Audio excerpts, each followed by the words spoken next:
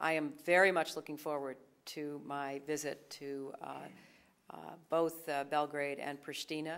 امریکی وزیر خارجہ ایک ایسے وقت میں یہ دورہ کر رہی ہیں جب سربیا اور کوسوو اپنے درمیان پائے جانے والے مسائل کے حل کے لیے بات چیت پر بظاہر تیار نظر آتے ہیں۔ سربیا نے ابھی تک کوسوو کی آزادی کو تسلیم نہیں کیا ہے جو 2008 میں آزاد ہوا تھا۔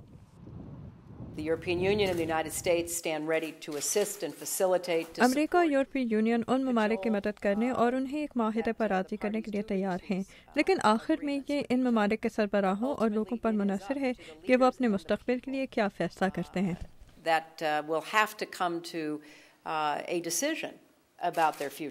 جان ہاپکنس کے اسکول آف انٹرنیشنل اسٹڈیز سے وابستہ کرٹ واکر نیٹو کے لیے امریکہ کے سابق سفیر رہ چکے ہیں۔ ان کا کہنا ہے کہ فوری طور پر اس دورے کے نتائج نظر آنے میں وقت لگے گا۔ But what I hope you will see is a commitment from the United States.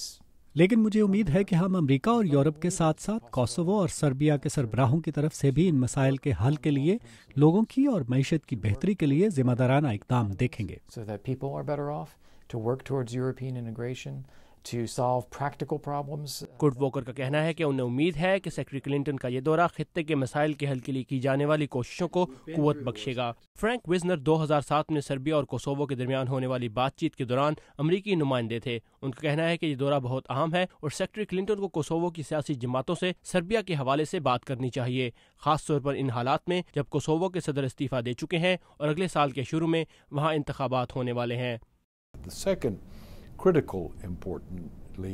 Secretary Clinton کے لیے دوسرا اہم مسئلہ کوسوو کی آزادی کو تسلیم کروانے کا ہے۔ 70 ممالک اسے تسلیم کر چکے ہیں اور دنیا کی نظر میں ایک قانونی حیثیت کے لیے مزید کی ضرورت ہے۔ بین الاقوامی عدالت نے بھی اس سال جولائی میں یہ فیصلہ سنایا تھا کہ 2 سال پہلے کوسوو کی طرف سے آزادی کا اعلان غیر قانونی نہیں تھا۔ سربیا نے اس مسئلے کو اقوام متحدہ میں لانے کی بات کی تھی، لیکن بعد میں سربیا نے اس کا ارادہ ترک کر دیا تھا، جس سے دونوں فریقوں کے درمیان بات چیت کا ایک راستہ پیدا ہوا۔ کرٹ واکر کا کہنا ہے کہ پچھلے کچھ برسوں میں سربیا کا کردار تعمیری رہا ہے، جبکہ ایمبیسڈر وائزنر کہتے ہیں کہ سربیا کوسوو کو شاید ایک طویل عرصے تک تسلیم نہ کرے، لیکن دونوں ملکوں کی طرف سے مشترکہ معاملات پر بات چیت خطے کے لیے بہت ضروری ہے۔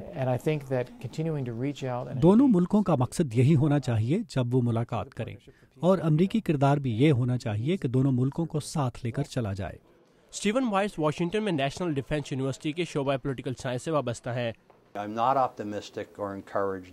میرا یہ خیال نہیں ہے کہ یہ بات چیت جلد کسی نتیجے پر پہنچے گی یا اس طرف بڑھے گی جہاں امریکہ چاہتا ہے۔ سیکرٹری کلنٹن اس دورے میں بوسنیا بھی جائیں گی، جہاں 3 اکتوبر کے انتخابات میں 3 صدارتی امیدوار سامنے آنے کے بعد ملک کے سیاسی حالات ابتری کا شکار ہیں۔ ہمیں بوسنیا میں ترقی کے لیے ایک نئی قوت کی ضرورت ہے۔ ہمیں عام لوگوں کی ضرورت ہے جو سامنے آئے اور نسلی اعتبار سے بٹی ہوئی قوم کے درمیان ہم آہنگی پیدا کریں، کمزور اداروں پر کام کریں۔ امید ہے کہ یورپی یونین اور ہلری کلنٹن کا دورہ اس حوالے سے حالات میں بہتری لائے گا۔ لیکن پروفیسر اسٹیون مائرز اس حوالے سے مخمسے کا شکار ہے۔ ان کا کہنا ہے کہ امریکہ پچھلے 15 سال سے مفاہمت کی کوششیں کر رہا ہے، لیکن بوسنیا کے حالات کو دیکھتے ہوئے یہ بہت مشکل نظر آ رہا ہے۔ امریکہ اس بات پر زور دیتا رہا ہے کہ بوسنیا کو ایک متحد قوم کے طور پر کھڑا ہونا چاہیے، جو کہ کبھی متحد نہیں رہی ہے۔ حقیقت تو یہ ہے کہ ایسا ہوتا نظر بھی نہیں آ رہا۔ ہلری کلنٹن اپنے اس دورے میں بیلجیم کے دارالحکومت برسلز بھی جائیں گی، جہاں وہ نیٹو کے اجلاس میں شرکت کریں گی اور یورپی یونین کے اعلیٰ عہدیداروں سے ملاقاتیں کریں گی۔ قیدہ کوسٹریکی کے ساتھ ثاقب الاسلام، اردو VOA۔